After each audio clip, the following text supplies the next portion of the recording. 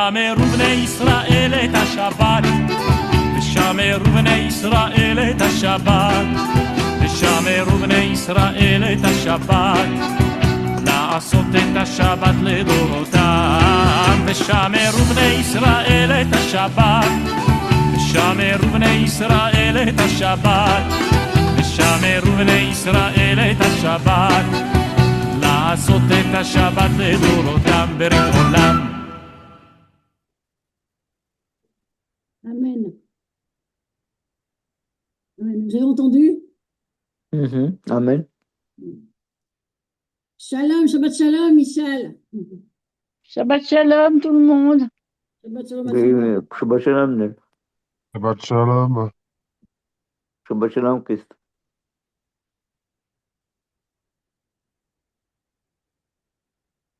Un deuxième chant, non? Ouais, mais Michel, on l'entendait pas. Oui, j'entends pas Michel. Non. Il y a un problème de micro.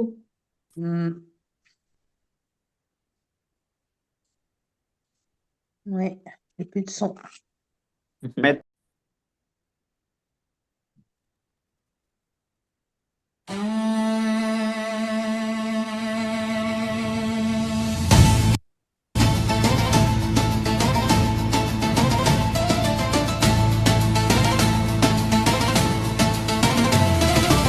Le prophète a parlé, ma maison sera appelée maison de prière pour toutes les nations. Et viendra ce jour béni, quand le monde entier dira, un seul Dieu règne sur la création. Tous les peuples feront Shabbat, chanteront Hashem Echad, Israël sera lumière et la paix remplira la terre. Tous les peuples feront Shabbat,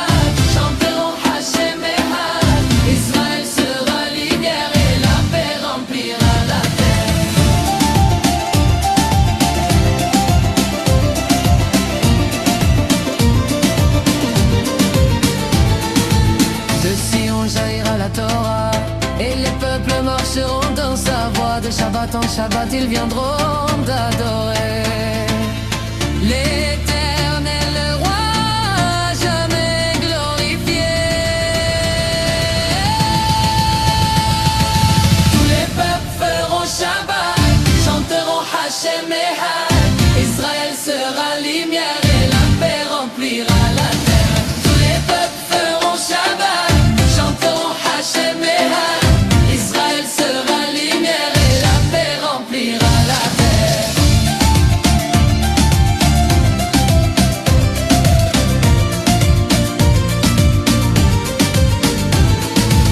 Toutes les langues s'uniront dans un seul chant, toutes les nations béniront le nom vivant. Un seul roi, une seule voix, Hashem Echad régnera sur nos pas.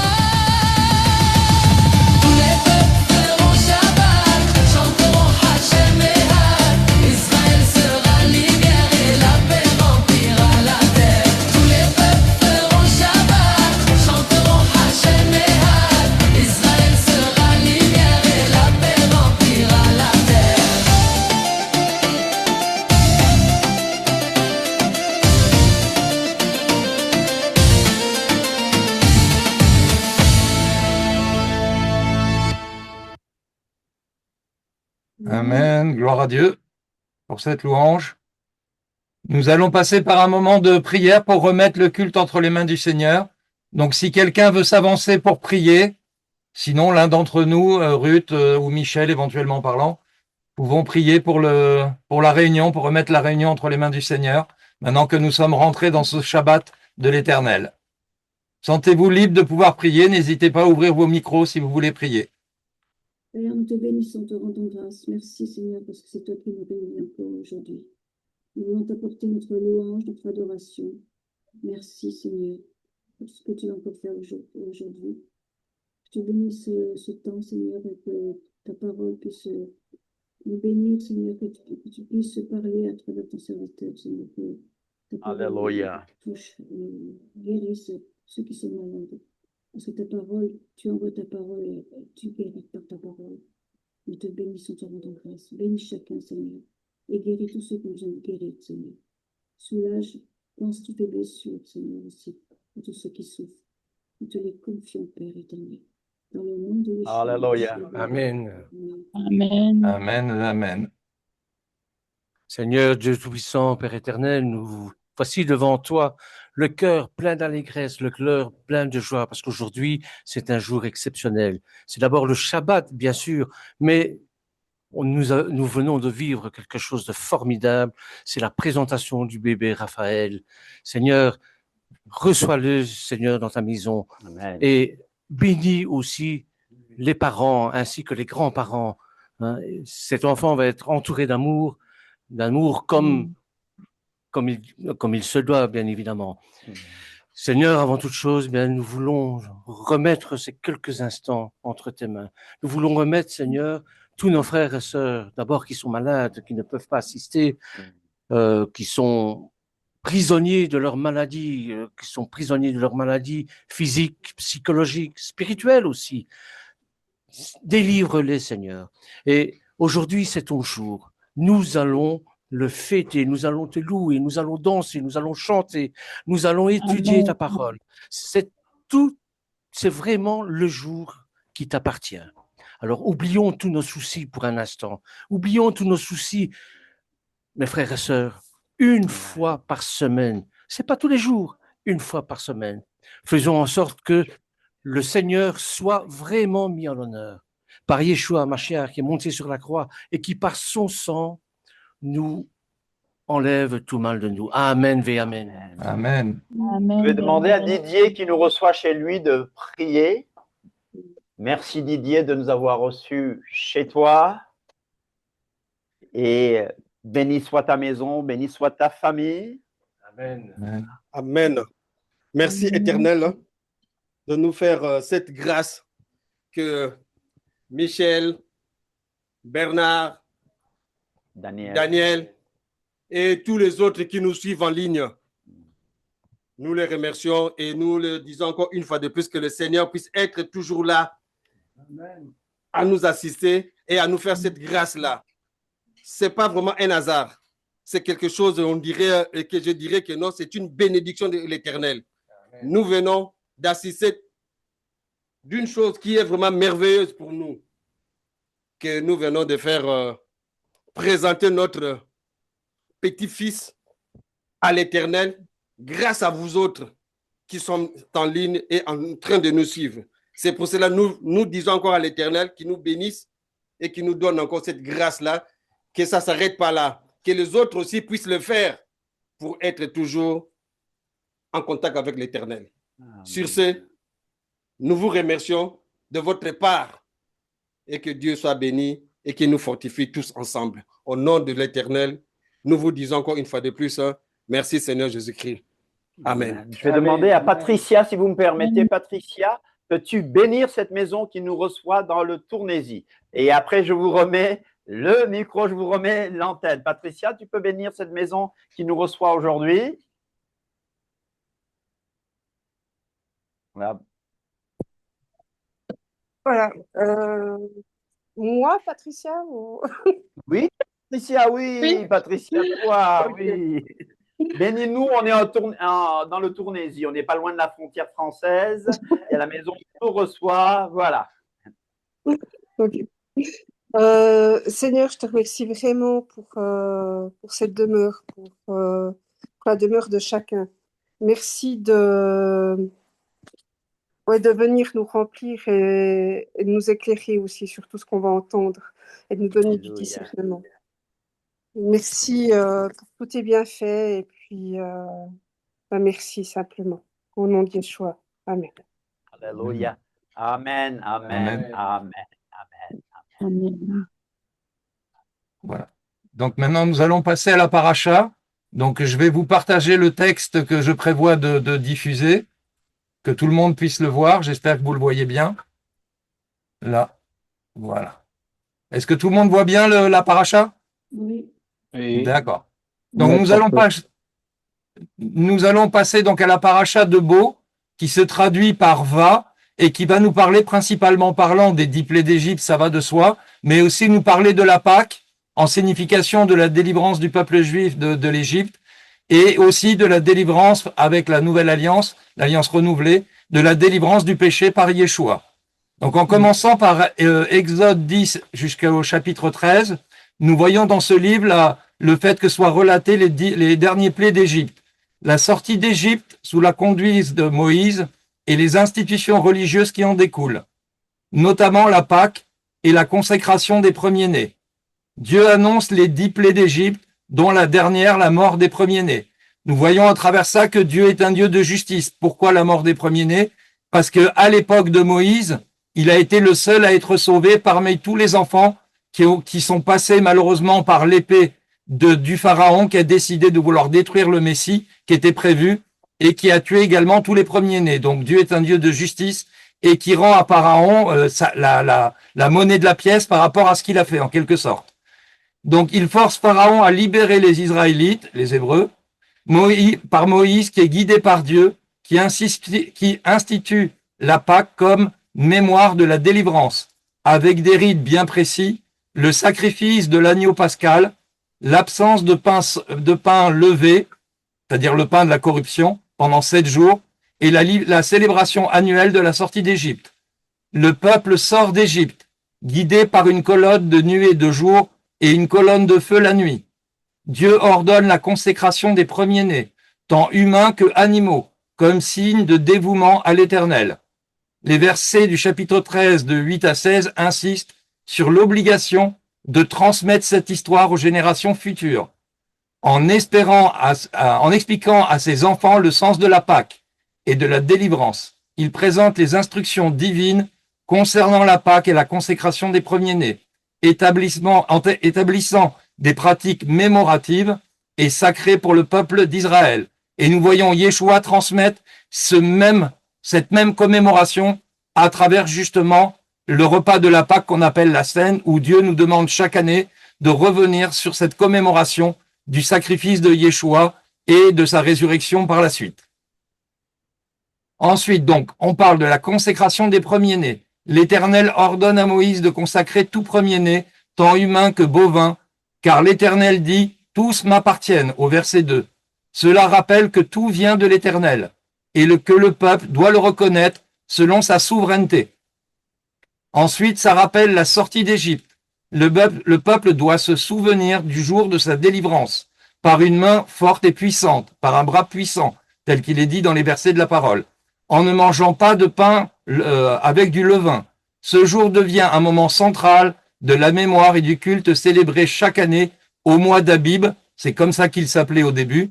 Ensuite, il a été transformé par le mois de Nissan, dans la religion juive, bien entendu, et dans le calendrier qui va avec, au verset 4. Cérémonie ensuite de transmission aux enfants, l'obligation de raconter l'histoire de la délivrance à chaque génération est mise en avant au verset 8 et 14. Cette transmission orale est un acte de foi et d'engagement, pour ne pas oublier que c'est Dieu qui nous sauve, et personne d'autre.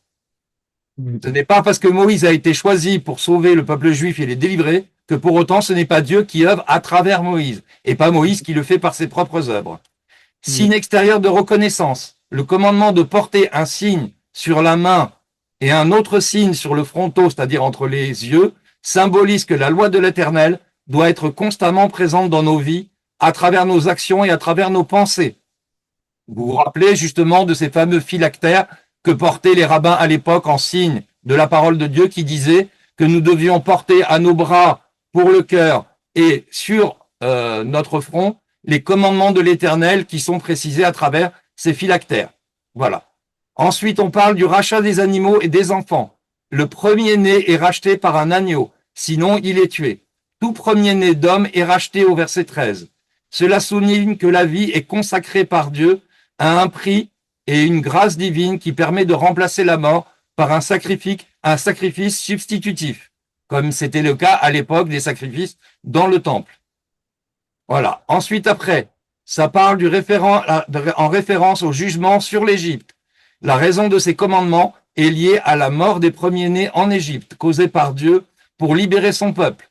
Encore une fois de plus, Dieu est souverain, parce qu'il permet justement que ceux qui nous retenaient soient libérés à travers cette finalité de la mort des premiers-nés en Égypte et uniquement en Égypte.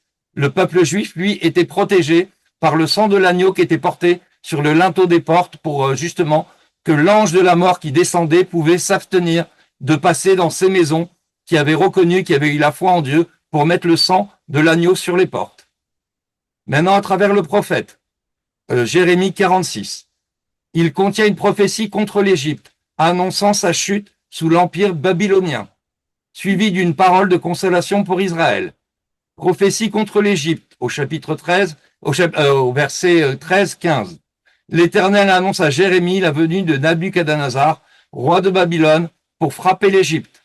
Les villes de Migdol, Noph, Memphis, Takpanès sont appelées à se préparer à la bataille, car l'épée a déjà dévoré les voisins. Au verset 16 et 17, la déroute est totale. Les soldats fuient en criant « Retournons vers nos pays de nationalité, de naissance, loin de l'épée funeste. » Le roi Pharaon est déclaré vaincu, il a fait son temps. Donc c'est déjà une condamnation de la part de Dieu en ce qui concerne le Pharaon d'Égypte. Une image puissante, au verset 18 à 20, nous montre l'Égypte qui est comparée à une génisse très belle, mais à un temps du nord, le roi babylonien, qui vient la piquer. Ces mercenaires, comme des veaux engraissés, tournent le dos et fuient, parce qu'ils ne peuvent se confronter aux décisions de l'Éternel. Au verset 21 à 23, l'armée babylonienne arrive comme un serpent s'enfuyant, avec des cognets comme des coupeurs de bois. Elle abat la forêt de l'Égypte, si dense qu'on ne pouvait la traverser, mais désormais plus nombreuse que les sauterelles. Au verset 24... Photo que je t'ai fait faire, là. La copie là, que je t'ai fait faire là, de la statue. Alors, S'il te plaît. alors attendez, parce qu'on m'interrompt pendant la prédication, donc ce serait bien de ne pas interrompre. Alors, ensuite, après, au verset 24-26, l'Égypte est humiliée, livrée à un peuple du Nord. L'Éternel des armées déclare qu'il punira. Oui. S'il te plaît, Nen. Bon. Joanne, coupe ton micro. J'ai beau couper, la personne réactive son micro à chaque fois. Mais bon, c'est pas grave. Au verset 24 à 26, l'Égypte est donc humiliée, livrée à un peuple du Nord. L'Éternel donc des armées déclare qu'il punira Amon, Pharaon et ses dieux et ses rois, et ceux qui ne se confient pas en lui. Ils seront livrés à Nabuchodonosor et à ses serviteurs, mais après cela, l'Égypte retrouvera sa place comme au jour d'autrefois. Maintenant, la parole de consolation pour Israël. Après la défaite de l'Égypte, Jérémie adresse à Jacob et à Israël une parole. Ne crains pas, mon serviteur, dit l'Éternel. Je te tirerai des pays lointains, ta postérité du pays de son exil. Tu reviendras vivant en paix et en sécurité, sans que personne ne t'effraie. Là, c'est une parole de réconfort, comme quoi le Seigneur veille sur Israël et le rétablit. Ça, malgré toutes les oppositions qui viennent entraver la volonté de Dieu, mais Dieu est supérieur à ses interventions. Le Seigneur dit, je suis avec toi. Je détruirai toutes les nations où tu as été chassé. Mais je ne te détruirai pas toi-même en tant que peuple. Je te châtierai selon le droit et je ne t'absoudrai point. Ensuite, cette sélection illustre bien le double message du prophète. La justice divine contre les nations puissantes comme l'Égypte et la fidélité promise envers Israël malgré ses fautes. Dieu nous démontre à travers cette parole que malgré notre infidélité, le Seigneur, à partir du moment où il nous a réservé à lui, eh bien, il nous promet la bénédiction malgré tout. Il nous relève et nous rétablit. C'est valable pour Israël, mais c'est également valable aujourd'hui pour nous qui sommes croyants en Yeshua. Maintenant, à travers le prophète Samuel, il est parlé des Philistins et de la restitution de l'arche. Les Philistins, confrontés aux plaies sévères après avoir capturé l'arche, consultent leurs prêtres divins et devins, et ces derniers leur conseillent de la renvoyer à l'Éternel avec une offrande de culpabilité. Oui, pourquoi? Parce que l'arche d'alliance, c'est quelque chose qui représente la sainteté de Dieu. C'est par cette arche que Dieu est venu résider parmi son peuple à l'époque. Aujourd'hui, c'est à travers le Saint-Esprit que Dieu nous met en nous, mais à l'époque, c'était à travers l'arche d'alliance que le Seigneur venait, par sa sainteté.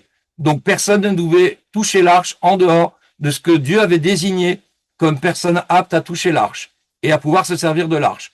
Donc ces Philistins ont été accablés par la malédiction à cause d'avoir ils voulaient en fait rendre impure l'arche d'alliance.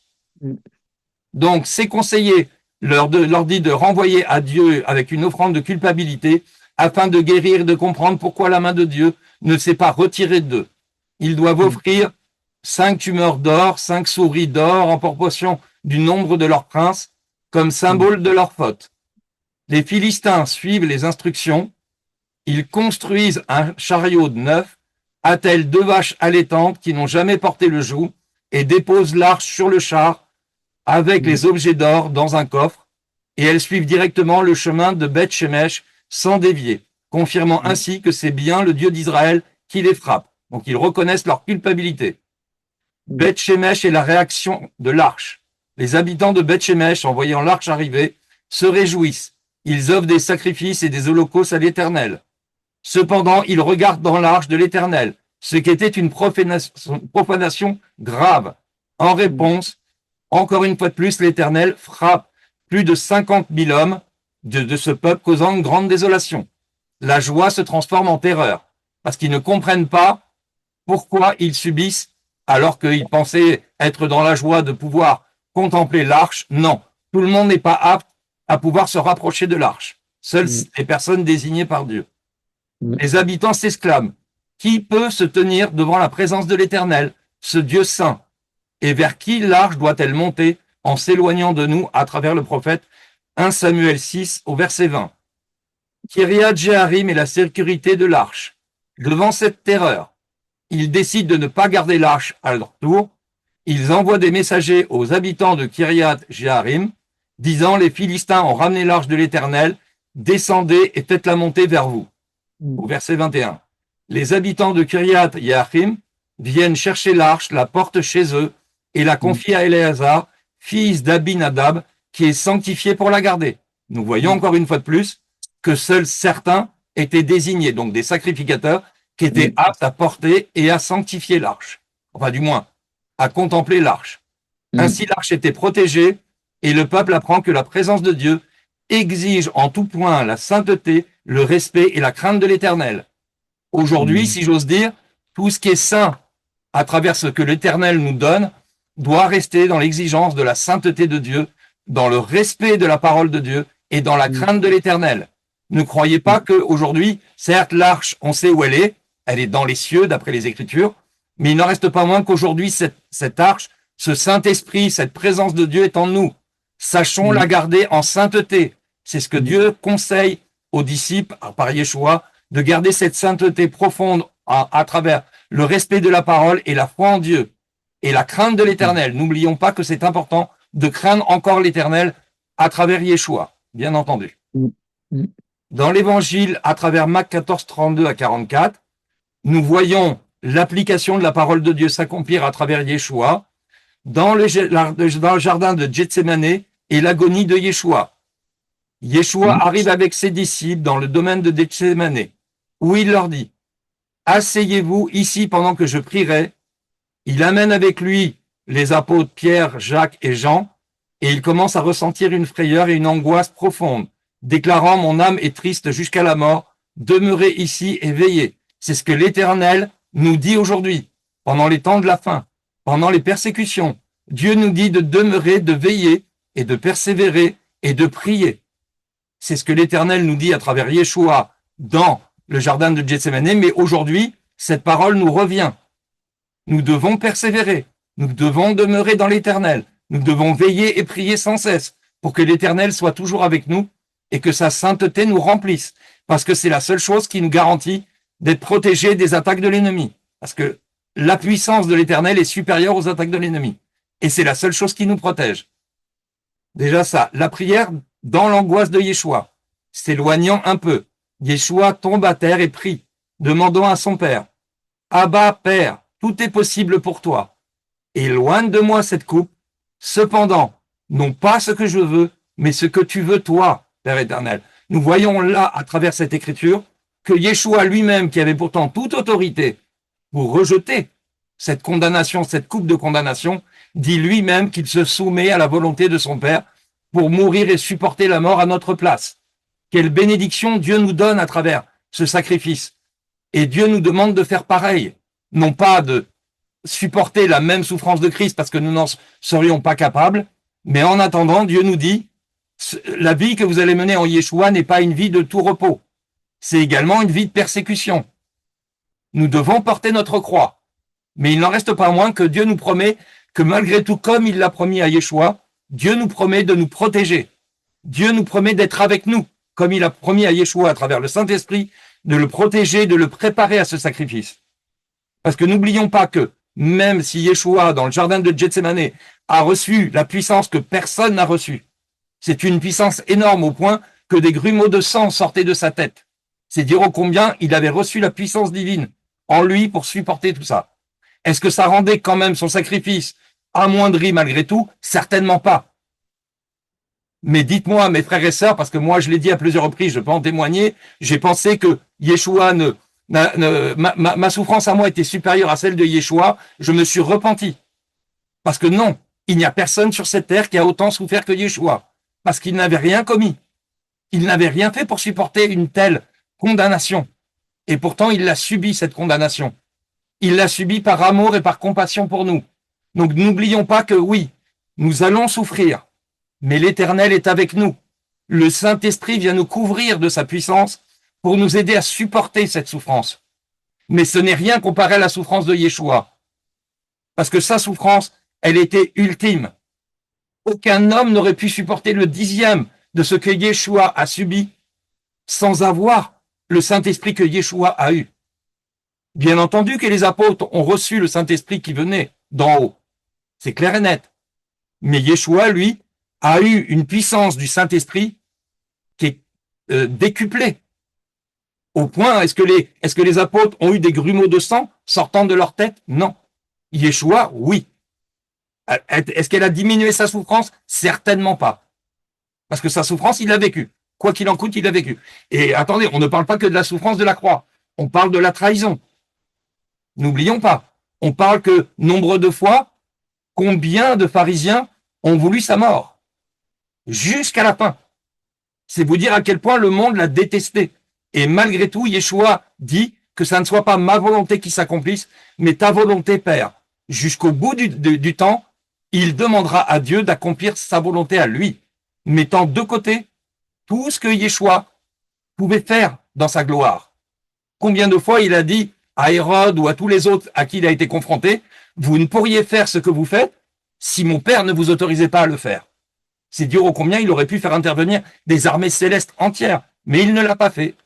Et donc cette prière révèle la tension entre la nature humaine qui était Yeshua, parce qu'il était aussi humain pour supporter cette souffrance, effrayé par la souffrance à venir, mais également et au-dessus de tout, la soumission totale à la volonté divine du Père.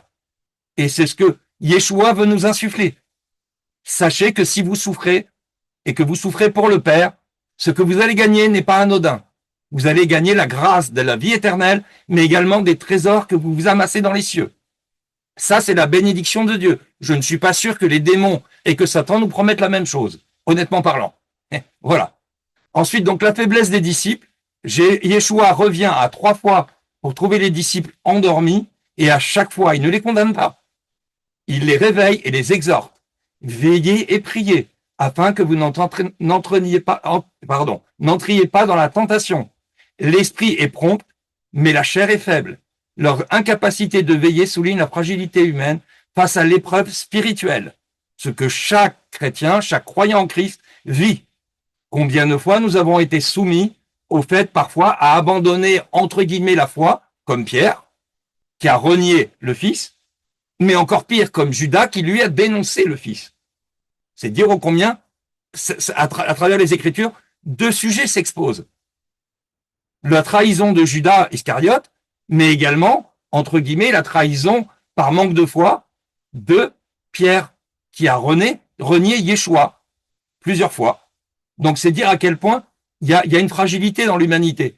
Mais l'esprit qui se vivifie, et c'est pour ça que Dieu nous demande de veiller et de prier, c'est une exhortation, au point de nous dire, ne restez pas dans l'absence de la prière, ne restez pas dans l'absence de la présence de Dieu. Parce que ne venez pas vous plaindre si vous subissez. Parce que c'est ce qui vous attend. Sans l'Esprit de Dieu, on n'est rien. On n'est absolument rien. Et c'est ça que Dieu veut nous faire comprendre à travers la parole. Ensuite, donc la trahison de Judas. Pendant ce temps, Judas l'Iscariote, l'un des 12, arrive avec une foule armée, employée par les sacrificateurs, les principaux sacrificateurs, les scribes et les pharisiens. Il avait donné un signe convenu, celui que j'embrasserai, c'est celui-là que vous devrez saisir et emmener donc en captivité. En s'approchant aussitôt de Yeshua, il dit Rabbi et l'embrasse. C'est la parole qui s'accomplit, que c'est par un baiser que celui qui va le trahir va agir en conséquence par ses actes.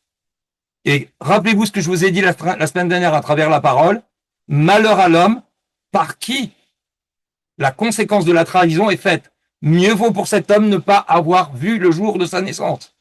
Vous imaginez ce que Judas l'Iscariote va vivre? Il va vivre la condamnation. Et c'est ça que Dieu nous oppose. La condamnation de Judas Iscariote qui a vraiment dans ses actions rejeté Yeshua parce qu'il voulait qu'il soit le roi d'Israël dans la chair, mais pas dans l'esprit. Et Pierre qui lui a renié Yeshua, oui, mais dont Yeshua lui a dit quoi? Quand tu vas revenir dans l'esprit que Dieu va te donner, cette consolation que Dieu va te donner, tu vas raffermir tes frères et sœurs. Donc Dieu déjà avait promis à Pierre qu'il allait se relever. Mais à Judas, il lui fait comprendre, tu as pris, Satan a touché ton cœur et tu accomplis ce que l'Éternel permet malgré tout, parce que tout s'accomplit à travers l'Éternel, quoi qu'il en coûte. Même si c'est triste à dire, Yeshua devait être trahi par les siens. Et vous voyez qu'il n'y a pas que la souffrance à la croix qui est importante. Il y a aussi la trahison. Est-ce que vous, dans votre vie, vous n'avez pas vécu des trahisons? Sachez que dans l'épreuve qui nous attend dans les jours à venir, nous allons vivre, la parole nous le dit, nous allons vivre des trahisons. Mais pour autant, Yeshua dit, comme il a dit à la croix, Père, pardonne-leur, parce qu'ils ne savent pas ce qu'ils font. Mais il y en a certains qui sont sauvés, d'autres qui ne le seront pas, comme Judas. Parce que Judas, lui, il s'est servi, entre guillemets, de ce qu'il voulait faire dans ses actions pour dénoncer Yeshua et le condamner. C'est-à-dire que lui, il l'a vraiment condamné. Donc il a fait une œuvre qui n'était pas en Yeshua. Et pourtant, c'était un des apôtres. Vous voyez à quel point on peut être trahi parmi les gens les plus proches. Et Dieu nous prévient. C'est ça l'amour de Dieu. Il nous prévient, attention, il y aura des brebis qui ne sont pas dignes. Faites attention de ne pas vous accommoder de leur voix, parce que ce sont des voix qui vont vous détourner. C'est ça que Dieu nous... Enfin, en tout cas, d'après ce que j'ai compris de la parole, c'est ça que Dieu veut nous faire comprendre.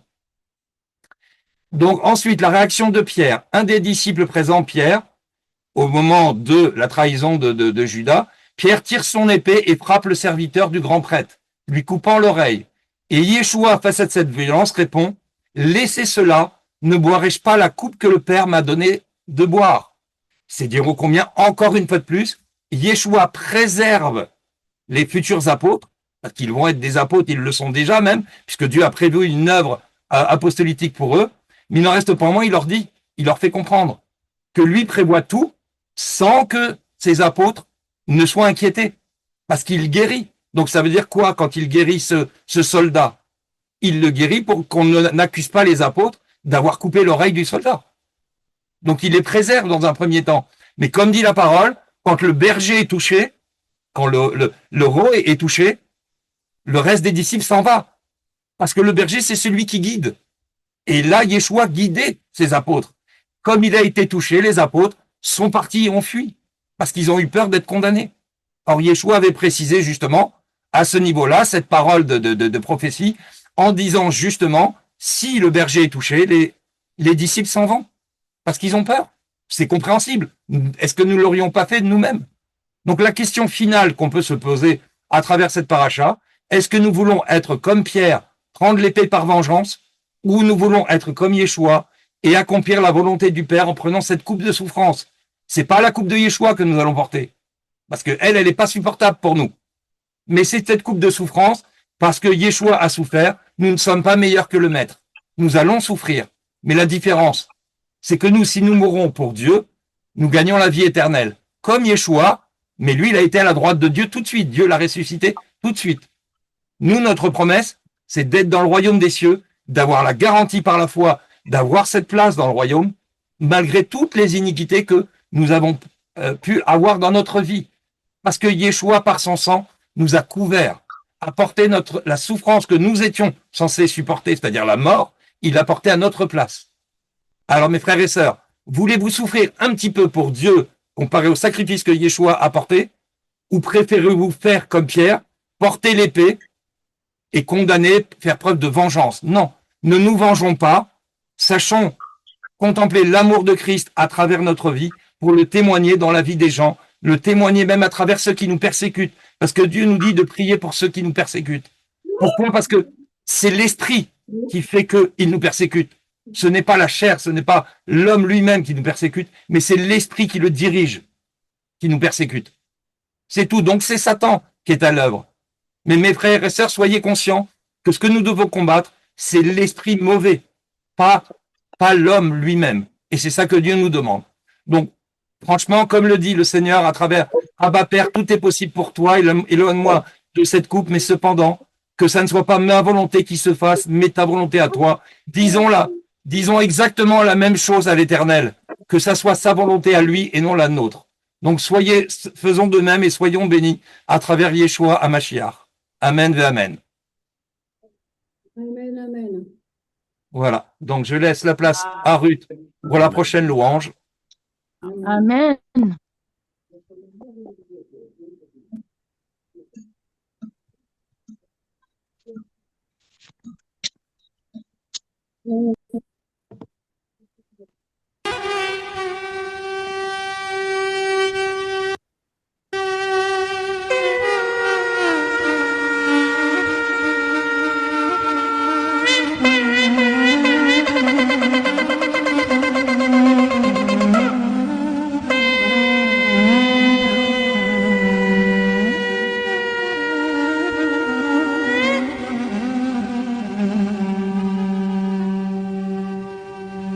שמע ישראל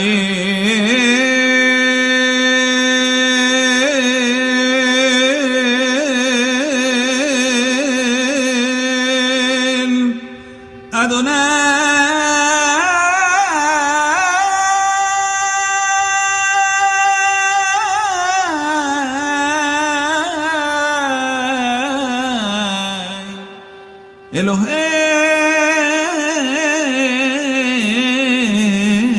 אלוהינו אדוני אחד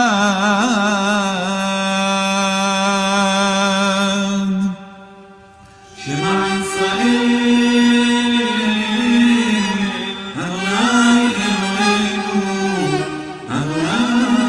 אדוני אחד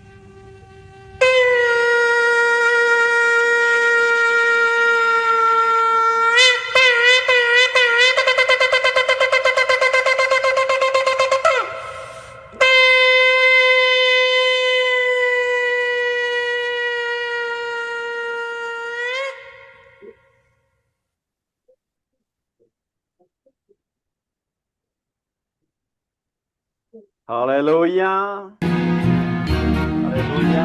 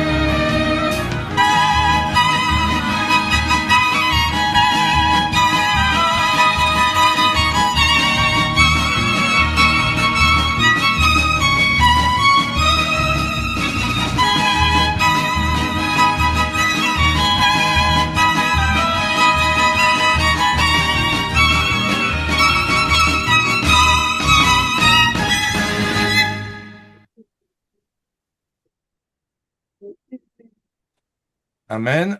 C'était merveilleux. Ça donne envie de danser, hein? Oui, ça c'est clair. Beaucoup dansé ici. Amen. Nous avons beaucoup dansé. Alléluia. Amen. Bernard a dansé, Myriam a dansé, Didier a dansé. Voilà. Nous étions sages et maintenant je vous dis, c'est nous qui sommes en direct. Nous sommes dans le Tournaisis. Le Tournaisis, c'est quoi le Tournaisis vraiment? C'est la région de Tournai. On n'est pas loin de Lille. C'est la journée, c'est la. Bocage. Bocage. Ouais. Ah, Bocage, d'accord. Bah, je ne sais pas ce que ça veut dire, mais je sais qu'on n'est pas loin de Lille. À 25 minutes de Lille. On est à 25 minutes de Lille. Voilà, donc ici, nous avons eu la fête. Il y a de très bonnes choses sur l'assiette. Je terminerai mon devoir pastoral avant de manger. Mais en tout cas, nous avons présenté ce bébé. C'était merveilleux et nous avons dansé. Nous n'avons pas fini de danser. Mais si vous me le permettez, j'aimerais partager quelques passages de la Bible avec vous sous le thème diaconie. Diaconie, tout le monde dit diaconie. Diaconie. Et la quoi encore destinée aux saints? La collecte destinée aux saints. C'est quoi? J'ai oublié même le thème du message, mais vous avez compris. C'est l'assistance destinée aux saints. L'assistance destinée aux saints. Donc, nous allons tous participer dans l'ordre. J'ai Bernard à ma droite. Et nous allons participer dans l'ordre. Alors, la première chose que je vais vous demander de faire, c'est d'ouvrir vos Bibles dans Philippiens 1. Philippiens 1. Philippiens 1. Nous parlons de diaconie. Alors, vous me demandez, mais pourquoi tu ne dis pas diaconat? Je dis diaconie d'abord parce que, n'oubliez pas que nous sommes en direct maintenant, chers amis. Donc, nous ne pouvons plus parler. Maintenant, il n'y a que moi qui parle. N'est-ce pas? Alors, diaconie, pourquoi? Parce qu'en parlant de diaconie, nous parlons de la responsabilité de toute la Keïla, de toute l'Église, de nous occuper des pauvres, de nous occuper des veuves, de nous occuper des orphelins, de nous occuper des indigents. Je sais que les protestants évangéliques, avec leur doctrine de la grâce, eh bien, c'est vrai qu'il y a une doctrine de la grâce. C'est par la grâce que vous êtes sauvés par le moyen de la foi. Eh bien, parce qu'on est sauvé par grâce, on oublie les œuvres et ça fait partie d'une de nos carences. Et nous laissons ça aux bonnes sœurs catholiques qui, elles, font des œuvres mais ne prêchent pas l'évangile, mais nous devons prêcher l'évangile et faire de bonnes œuvres que l'Éternel a préparées d'avance afin que nous les pratiquions. Nous oublions trop ce côté bonnes œuvres, action sociale. Alors le fondateur de l'armée du salut, vous vous souvenez de son nom? Je crois que c'est Booth. Ah voilà, c'est lui. Eh bien, William Booth a dit que le salut c'est 3 S. Le salut c'est 3 S. Salut, salut d'abord, soupe et savon. Salut, soupe et savon. Je le répète, salut, soupe et savon. Alors, la diaconie, c'est la responsabilité, je parlerai du diaconat tout à l'heure, mais la diaconie, c'est la responsabilité de la Keïla de s'occuper de ceux qui sont dans le besoin. J'aimerais vous rappeler que toute Keïla, selon le modèle biblique, pour fonctionner, est divisé en 3 parties. Philippiens 1, Paul et Timothée, serviteurs de Yeshua, à Mashiach, à tous les saints. D'abord, dans la Keïla, les personnes sauvées, laisse-la près de moi, elle m'aime beaucoup, donc c'est pas grave. Elle ne me gêne pas, au contraire, tu veux prêcher aussi, tu peux chanter. Écoutez, donc il y a d'abord les saints. À tous les saints. Qui sont les saints là? Répondez-moi, qui sont les saints? Je ne parle pas des saints catholiques qu'on trouve sous forme de statues, je parle des saints vivants. D'abord, le premier saint, c'est Dieu, hein? Akadosh Baruch, le saint qu'il soit béni. Et Akadosh Baruch dit, soyez saints parce que je suis saint. Donc, puisqu'il est saint, et que moi je me suis attaché à lui, je suis aussi. Et toi, tu es sainte. D'accord? Toi, tu es Saint Bernard. Toi, tu es sainte? Toi, tu es saint? Saint Didier. Toi, tu es saint? Saint Daniel. Ok. Toi, tu es sainte? Sainte Carla. D'accord? on n'est pas dans le catholicisme, mais la Bible nous appelle saints, des kedoshim, des kedoshim, des kedoshim, alléluia, à tous les saints en Yeshua Mashiach qui sont à Philippe. Et puis, Paul continue et dit aux évêques et aux diacres. Aux évêques et aux diacres. Comment il dit évêque encore en grec? En grec, on sait que c'est épiscopoi, n'est-ce pas? Aux épiscopoi et aux diaconoi. En hébreu, c'est au mashgishim. Au mashgishim et au shamashim, n'est-ce pas? Donc, on doit comprendre que pour fonctionner, toute communauté a ce modèle. Des saints, que nous sommes tous, nous offrons des sacrifices de louange, nous évangélisons, nous sommes tous dans le ministère, mais Dieu a placé dans les kéilotes des gens qui surveillent, qu'on appelle des évêques. Oui. Ce sont donc les anciens, Zékanim, qui sont les héroïmes, les pasteurs, et qui sont les surveillants. Ok, c'est ça, évêque. Oui. Évêque, ce n'est pas dans le sens diocésain, ce n'est pas dans le sens catholique. Évêque, c'est dans le sens biblique. Mais n'oubliez pas ce côté, et je vais en parler aujourd'hui, les diacres. Les diacres. Mais quel est le rôle des diacres? Les diacres, les shamashim, n'ont pas pour rôle de diriger la Keïla. Les diacres ne dirigent pas la Keïla. Leur rôle est d'appuyer les mashgishim, d'appuyer les évêques, d'appuyer les responsables de manière pratique, concrète, parce qu'on parle beaucoup, on prie beaucoup, mais qu'est-ce qu'on fait sur le plan concret? Les diacres ne dirigent pas l'Église, les diacres ne dirigent pas la Keïla, mais les diacres doivent s'occuper des veuves, doivent s'occuper des orphelins, doivent s'occuper des malades, de ceux qui sont dans la souffrance. Et quand je parle de diacres, ce sont quoi? Des serviteurs. Ce sont des serviteurs, exactement. Donc, justement, donc, ce sont des serviteurs. Vous allez voir dans certaines sectes, on les appelle des serviteurs ministériels. Serviteurs ministériels, bien que ce soit un pléonasme, mais ils sont dans un service ministériel, c'est vrai. Alléluia. Quel est leur rôle? Ils sont là pour agir de manière pratique. Et quand on parle de diacre, je dois penser obligatoirement à Acte 6. Acte 6, vous l'avez sous les yeux? Acte 6. Acte 6, si vous voyez bien le titre là, qu'est-ce que j'ai comme titre ici? Qu'est-ce que j'ai comme titre ici? Institution des diacres. Institution des diacres. Mais pourquoi est-ce qu'on va instituer des diacres? Avant de lire Acte 6, permettez-moi d'aller un peu, vous savez où?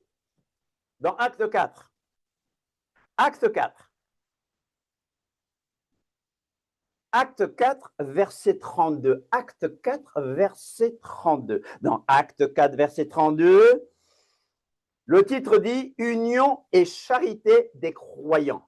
Union et charité des Nazaréens, des Messianiques. Union et charité des Kedoshim, n'est-ce pas? Acte 4, verset 32 d'abord. Regardez, la multitude de ceux qui avaient cru n'était qu'un cœur et une âme. Alléluia. Dis à quelqu'un, c'est ce que la Keïla doit être. Un Bernard, un Saint-Bernard, c'est ce que la Keïla doit être. Un cœur et une âme. Et nul ne disait que ses biens lui appartinssent en propre.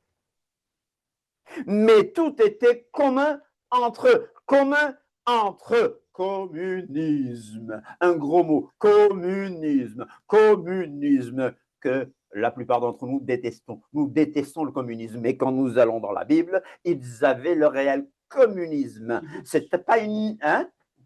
Il y avait les kibbutz. Déjà, le kibbutz a une relation avec le socialisme, mais nous ne sommes pas dans les ismes, nous sommes dans ce que l'Esprit nous montre. Ils mettaient tout en commun entre eux. Alors les capitalistes, les super capitalistes d'entre nous vont dire voilà pourquoi ça les a conduits à la pauvreté. Mes chers amis, ils étaient un corps, une âme. Alléluia. Verset 34. Car il n'y avait parmi eux aucun indigent. Oh, alléluia. Il n'y avait parmi eux aucun indigent, aucun pauvre. Tous ceux qui possédaient des champs ou des maisons les vendaient, apportaient le prix de ce qu'ils avaient vendu. Ah, mais quelle foi! Quelle foi! Ils étaient prêts au retour de Yeshua. Et le déposer, regardez, il est déposé aux pieds des apôtres. Est-ce qu'il venait littéralement, Bernard, les mettre littéralement aux pieds des apôtres? Qu'est-ce que ça veut dire sur le plan messianique, sur le plan hébraïque? C'est quoi déposer aux pieds des apôtres? Vous voyez? Donc, il les mettait à la disposition des apôtres. Et l'on faisait des distributions à chacun selon son besoin. Verset 36, Joseph, surnommé par les apôtres Barnabas, ce qui signifie exhortation, fils de l'exhortation. Barnabas dit à quelqu'un, nous avons besoin de Barnabas parmi nous. Des gens qui exhortent, qui encouragent, qui sont prêts à encourager une personne qui n'est pas bien, une personne qui est découragée, parce que nous pouvons tous passer par le découragement. Quel que soit ton niveau spirituel, il y a des jours où ça ne va pas et que tu as besoin d'un Barnabas pour t'encourager. Fils d'exhortation, lévite. C'est un lévite en plus, vous voyez. Barnabas, c'était lévite originaire de Chypre. Donc, il vendit un champ qu'il possédait, apporta l'argent et le déposa aux pieds des apôtres. Au chapitre 5, vous avez la triste histoire d'Ananias et de Saphira, n'est-ce pas? Alors, je vais aller plus loin. C'est ça le contexte. Verset 6, chapitre 6 d'Actes, chapitre 6 du livre des Actes des apôtres. En ce temps-là, le nombre des Talmidim augmentant, les hellénistes murmurèrent contre les Hébreux. C'est quoi les hellénistes? Ce sont les Juifs de culture grecque, ce sont les Juifs qui parlaient grec. Mais ces Juifs qui parlaient grec vont murmurer, vont commencer à se plaindre. Vous voyez, donc il n'y a pas que parmi nous qu'il y a des plaintes. Depuis le départ, dans cette église primitive, il y avait tant de miracles, tant de guérisons, ils étaient même avec les apôtres, mais malgré cela, le cœur de l'homme tend toujours à la plainte. Il murmure contre les veuves. Quelles veuves? Les veuves contre les Hébreux, contre les veuves, les sabras, n'est-ce pas? Les veuves de la terre, les veuves de la terre d'Israël. Pourquoi? Il n'y avait pas de système social. Voilà, parce que leur veuve, c'était leur veuve. Oui. Leur veuve était négligée dans la distribution qui se faisait chaque jour. Donc chaque jour, on distribuait à manger. C'est une bonne chose de distribuer à manger gratuitement finalement, hein, n'est-ce pas? Mais alors les veuves, il y avait un contexte, hein.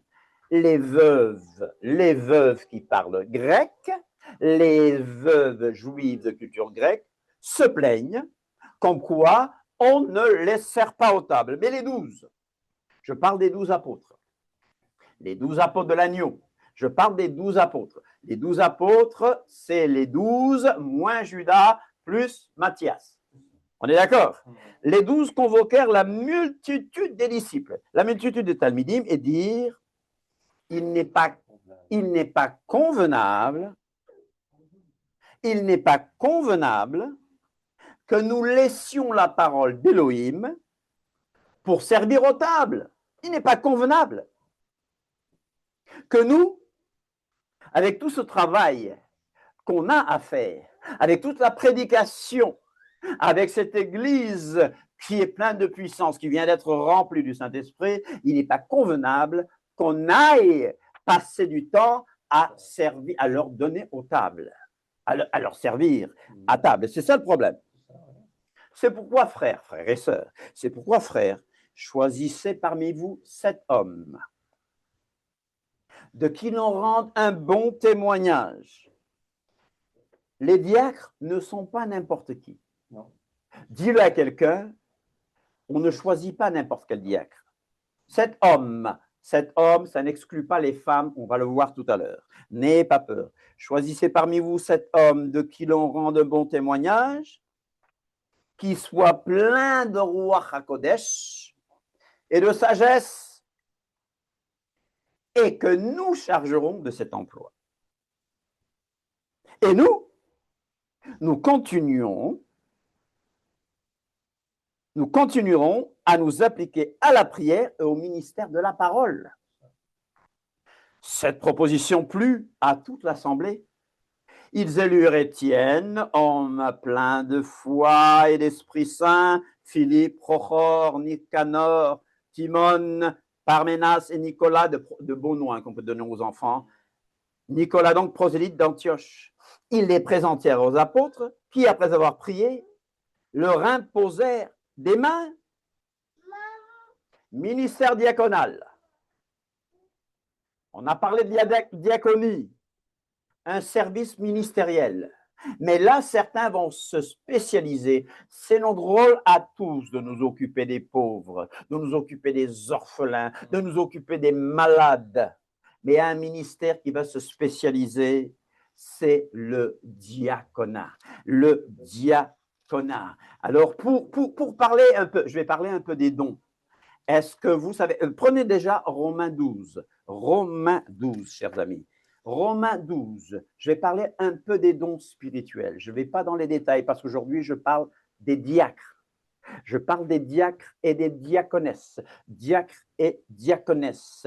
Je parle des chamachim. Je parle des serviteurs ministériels. Je parle des servantes. Je parle de ceux-ci qui sont spécialisés à être des servantes et à servir aux tables, à s'occuper des veuves, s'occuper des orphelins, s'occuper des malades. C'est un don spirituel. Hello! C'est un don spirituel. Je vais dans Romains 12. Dans Romains 12, nous avons sept dons. Dans Romains 12, nous avons 7 dons qu'on appelle les dons de fonctionnement ou les dons de motivation, ou bien on les appelle dons personnalité. Vous croyez que Dieu n'utilise pas les dons que vous avez depuis longtemps?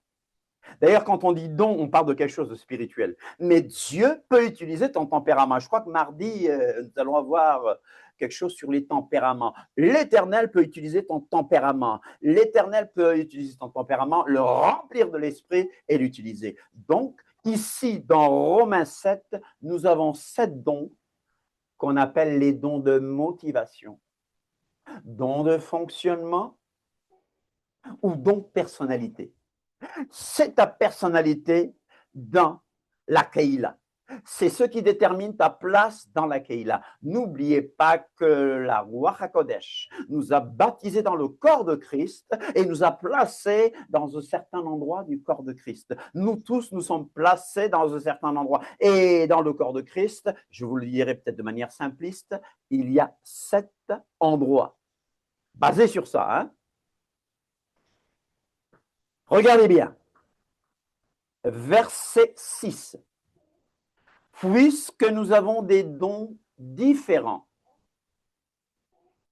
selon la grâce qui nous a été accordée, que celui qui a le don de prophétie l'exerce selon l'analogie de la foi. Le don de prophétie. Je vous ai dit qu'il y a 7 dons qu'on appelle dons de fonctionnement, don de motivation, don de personnalité. Je n'ai pas fini avec le texte, mais dans 1 Corinthiens 12, ce n'est pas la peine d'aller, mais dans 1 Corinthiens 12, nous trouvons 9 dons qui sont des dons qu'on appelle des dons fonctionnement de l'esprit. On va aussi retrouver la prophétie. Et dans Romains 12, toujours, Romains 12 va nous parler de ministère. Donc, il y a 9 dons donnés par le Saint-Esprit. On en a déjà parlé. On pourra en reparler. Mais Romains, 1 Corinthiens 12 nous parle toujours d'aussi de 5 ministères, c'est 4 en fait, 5 ministères donnés par le Seigneur, Yeshua. Ces ministères-là, vous les connaissez, c'est apôtre, prophète, évangéliste, pasteur et docteur. Et 1 Corinthiens 12, 28 nous dit qu'il y a 9 opérations de Dieu. Il y a 9 dons qui sont des opérations de Dieu. Dieu a premièrement placé dans l'Église des apôtres, secondement des prophètes, etc., des docteurs, etc. Je ne veux pas créer la confusion. Je reviens à ces dons, à ces 7 dons qu'on appelle les dons de motivation, les dons de fonctionnement, les dons personnalité. Le premier don, donc, nous avons vu que c'est la prophétie. C'est le don de prédication. C'est le don de proclamation. Mais qu'est-ce qui vient juste après? Que celui qui est appelé au ministère s'attache à son ministère. C'est quoi le ministère ici? C'est la diaconie, mais plus précisément le ministère diaconal. Ici, il est clair, bon, tout ministère est une diaconie, c'est vrai. Mais ici, au verset 7 du chapitre 6 de 12 de Romains, nous voyons que celui qui est appelé au ministère s'attache à son ministère. Son ministère. Hello? C'est la diaconie, c'est le diaconat ici. C'est le ministère des diacres. C'est le ministère des diacres. Dis à quelqu'un que ce ministère est très important. On le néglige, on ne sait pas quoi en faire, parce qu'on a eu affaire des diacres qui ont pris le contrôle de l'Église, qui n'ont pas su ce à quoi sert le ministère. On a eu des diacres qui sont venus là juste pour des positions, mais le Seigneur nous parle de véritables diacres. Et j'aimerais qu'on réfléchisse. Nous avons besoin de véritables diacres et diaconesses parmi nous. Je continue pour ne pas vous laisser l'eau à la bouche. Verset 7 toujours, du chapitre 12 de Romains. Que celui qui est appelé au ministère s'attache à son ministère. Que celui qui enseigne s'attache à son enseignement. Il y a le don d'enseignement. Que celui qui exhorte à l'exhortation, c'est un don aussi. Que celui qui donne le fasse avec libéralité. Dis à quelqu'un, il y a un don de libéralité. Il y a des gens qui donnent tellement, sans compter. Malheureusement, ces gens-là, Bernard, deviennent très souvent des cibles d'escrocs, de profiteurs. Mais il y a un don qu'on appelle le don de libéralité. Que celui qui préside le fasse avec zèle, que celui qui pratique la miséricorde. Il y a le don de miséricorde, le fasse avec joie. Bernard, l'Église primitive nous a enseigné de bonnes choses. Oui. Et il est temps qu'on commence à penser à revenir vraiment à ce modèle-là. Et les diacres, est-ce qu'on choisit n'importe qui? Est-ce qu'on choisit n'importe quoi? Vous me répondez? Est-ce qu'on choisit n'importe qui? Est-ce qu'on choisit n'importe quoi? Bien sûr que non. Bien sûr que non. Bien sûr que non. Ils sont un. Premier Timothée 3. 1er Timothée 3. 1er Timothée fait partie de ce qu'on appelle les épîtres pastorales. Dans 1er Timothée 3, Paul nous parle des devoirs des évêques, des mashgichim, et des devoirs des shamashim, des diacres. Alors, la première partie, vous pourrez le lire à la maison, mais je prendrai la deuxième partie qui commence au verset 11. 1er Timothée, 8, verset 8. 1er Timothée 3.8, 1er Timothée 3.8, 1er Timothée 3.8. On parle du devoir des diacres et des diaconesses. Paul nous dit, Les diacres aussi doivent être honnêtes, éloignés de la duplicité, des excès de vin, d'un gain sordide. On ne le fait pas pour du fric, chers amis. Nous avons vu que tant de prédicateurs prêchent pour du fric, tant de prédicateurs prêchent pour de l'argent, tant de gens se sont proclamés pasteurs pour de l'argent, parce que la religion se vend bien. J'en ai parlé jeudi. Mais le diacre, conservant le mystère de la foi dans une conscience pure, qu'on les éprouve d'abord, on ne doit pas se précipiter. Hein, Bernard, est-ce qu'on se précipite? Jamais. Il ne faut pas se précipiter. Mais nous devons agir vite. Qu'on les éprouve d'abord et qu'ils exercent ensuite leur ministère s'ils sont sans reproche. Oh, les diacres, c'est que des hommes. Non, non, tu n'as pas fini de lire la Bible. Les femmes aussi, donc les diaconesses. Ouf! Faut sauver, hein. Faut pas qu'on nous prenne pour des misogynes. Les femmes, verset 11. Les femmes de même doivent être honnêtes, non médisantes, sobres, fidèles en toutes choses. Les diacres, s'ils sont mariés, les diacres doivent être maris d'une seule femme et diriger bien leurs enfants et leur propre maison. Car ceux qui remplissent convenablement leur ministère, donc diaconal, s'acquièrent un rang honorable et une grande assurance dans la foi en Yeshua HaMashiach.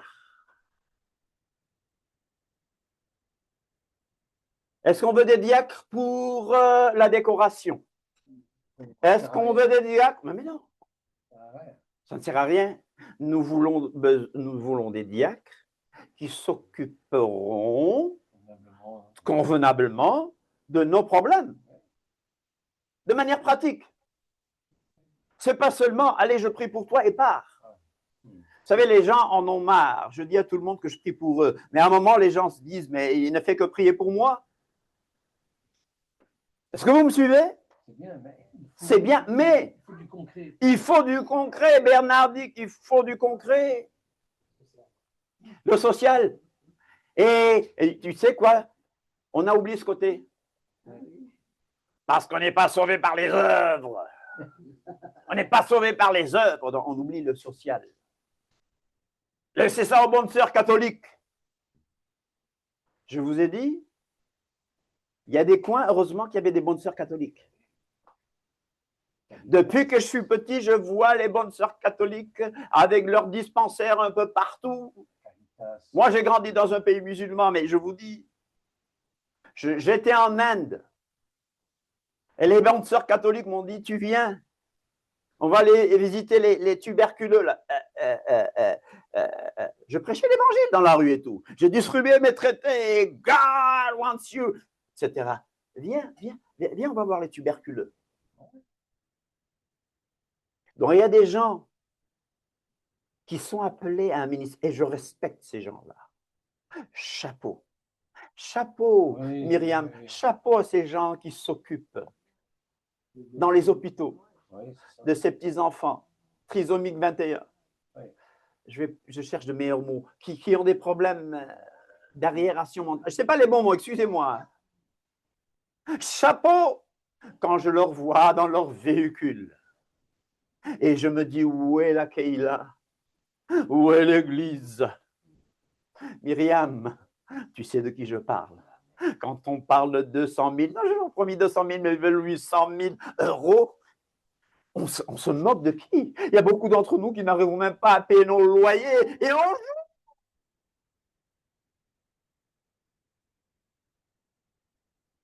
« 1 Corinthiens 16, pour ce qui concerne la collecte en faveur des saints. 1 Corinthiens 16, pour ce qui concerne la collecte en faveur des saints. Agissez vous aussi comme je l'ai ordonné aux églises de la Galatie, que chacun de vous, le premier jour de la semaine, Bernard, Et les gars, là, nos amis, ils disent, oh, ah, vous voyez, les premiers chrétiens se réunissaient le dimanche, ça n'a rien à voir. Le premier jour de la semaine, c'est-à-dire après Shabbat, hein, qui va avoir lieu dans quelques... Le premier jour de la semaine, de mettre à part chez lui ce qu'il pourra. Ce qu'il pourra. Ce qu'il pourra. On ne peut pas demander à quelqu'un ce qu'il n'a pas. Selon sa prospérité, afin qu'on n'attende pas mon arrivée pour recueillir les dons. Je ne sais pas si vous avez vu mon appel sur les réseaux. J'aimerais vous écouter de manière concrète. Quelles sont les idées concrètes que vous pouvez me donner pour que nous, en tant que Keïla, moi j'en ai une. Keïla sans frontières, une Keïla sans frontières. On va t'écouter. Shalom à tous. Attends, Katia, laisse-moi finir. Et oui. après, on va prendre les idées. Allez. Mais j'aimerais que les autres réfléchissent aussi sur des idées concrètes. Pas du blabla. Pas les belles choses. Concrètes. Bernard, David et moi, on a déjà commencé à réfléchir. Mais on aimerait que les choses soient faisables et concrètes.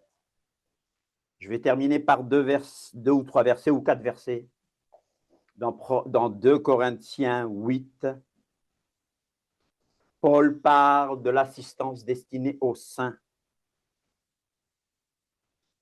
2 Corinthiens 8, 2, au milieu de beaucoup de tribulations.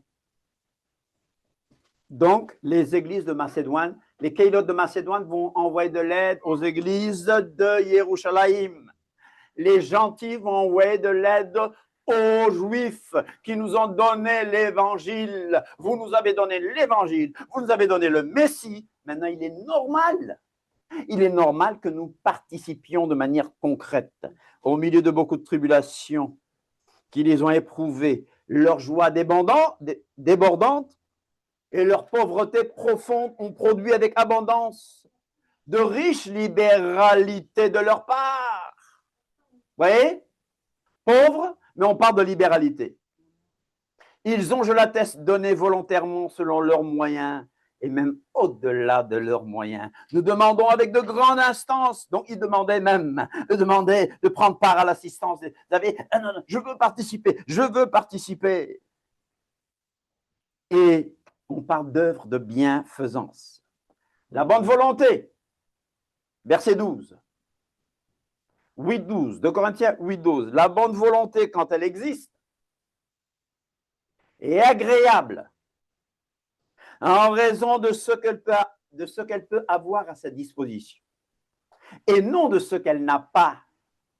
C'est-à-dire qu'on ne demande à personne ce qu'il n'a pas, car il ne s'agit non de vous exposer à la détresse pour soulager les autres, mais de suivre une règle d'égalité. C'est d'accord. Dans la circonstance présente, votre superflu pourvoira à leurs besoins, afin que leur superflu pourvoie pareillement au vôtre, en sorte qu'il y ait égalité. Selon qu'il est écrit, celui qui avait ramassé beaucoup n'avait rien de trop, et celui qui avait ramassé peu n'en manquait pas. Chapitre 9, et je termine. Mais avant, il parle de la preuve de votre amour. Il est superflu que je vous écrive touchant l'assistance destinée aux saints. Verset 6, sachez que celui qui sème peu, tu vas dire, tu vas utiliser le passage manipulé par les faux, mais celui qui sème peu, moissonnera peu, et celui qui sème abondamment, c'est un principe spirituel. Tu donnes, tu reçois. Que chacun donne comme il a résolu en son cœur, sans tristesse, ni contrainte, car Elohim aime celui qui donne avec joie. Je vais m'arrêter là et j'aimerais que nous discutions avec des choses concrètes. Je vais dire au revoir à ceux qui sont sur Facebook. Vous avez suivi la, comment on appelle, la présentation de l'enfant. Ce n'était pas prévu, mais la famille a voulu, nous a donné l'autorisation de de faire un Facebook direct, vous pouvez le revoir. Et vous pouvez revoir aussi ce message. Amen, amen, amen. Amen, amen, amen, amen, amen. Maintenant que nous sommes entre nous, comme on dit souvent, on peut discuter et donner des idées vraiment concrètes. Amen. Donc, je vous écoute et nous prendrons note. Est-ce que quelqu'un peut prendre note? Vas-y, Katia. Moi, c'était la même idée de l'autre fois. Donc, il y avait deux idées, deux choses à mettre en place. Donc, une petite carte de la France, comme un petit peu dans l'esprit d'un organigramme, avec des photos ou juste le prénom, bon, de préférence les deux, de tous les frères et sœurs, ceux qui sont actifs, pas ceux qui se connectent une fois par an, parce que bon, ça fait beaucoup. Et puis, je pense que voilà, ceux qui veulent construire cette Kélia dont on parle là, ceux qui ont vraiment à cœur d'aider, de mettre en commun, de régler les problèmes. Donc ces gens-là, ces chrétiens-là, les mettre dans cette carte et avec un numéro de téléphone et ça circule entre nous. Voilà. Et puis comme ça, c'est si on a besoin. Mais ça va en parallèle avec ce groupe WhatsApp qui pourrait s'appeler Besoin ou autre chose. Et comme ça, bah, par exemple, là, moi, je dois planter dans mon jardin un exemple, tout bête. C'est pas du tout. J'ai même un ami peut-être qui va venir, un chrétien de Castres, mais c'est pas sûr. C'est un exemple. Donc là, j'ai peut-être quelqu'un qui va venir pour m'aider à mettre des claustras au niveau de tout le pourtour de mon jardin. Moi, toute seule, je suis très bricoleuse, mais c'est un peu galère pour moi. Donc, j'aurais aimé avoir de l'aide, ne serait-ce que pour tenir, pour faire les choses correctement. Bah, si moi, demain, j'ai besoin, et puisque Dieu est en train de m'apprendre à demander, chose que je n'aimais pas faire, mais que je vois bien qu'il veut qu'on fasse. Donc, je demanderai dans le groupe, bonjour les frères et sœurs, est-ce que quelqu'un serait disponible de telle date à telle date? Ça peut être des personnes en retraite, qui sont plus disponibles que les gens qui travaillent, évidemment, ou des gens qui ont envie ou alors on peut se regrouper, on peut aller, imaginons, pendant les vacances d'été, on peut aller une semaine chez l'un, après une semaine chez l'autre, après une semaine pour régler les travaux, ou de l'aide pour retaper une maison, je ne sais pas. Voilà, des choses comme ça. Et donc, utiliser ce groupe qui va de pair avec le petit organigramme avec la carte de la France pour qu'on sache aussi, on ne va pas demander peut-être à des gens du Canada. En Belgique, n'oublie pas la Belgique aussi. Non, oui, pardon. En fait, c'est pas ce que je veux dire. Je ne vais pas dire, oui. En fait, de préférence, on pourrait faire par pays. Après, s'il y en a qui veulent venir du Canada ou de la Belgique pour aider, pas de problème. Voilà. Mais essayons de faire par pays. Et puis après, on fait un truc européen, voire mondial.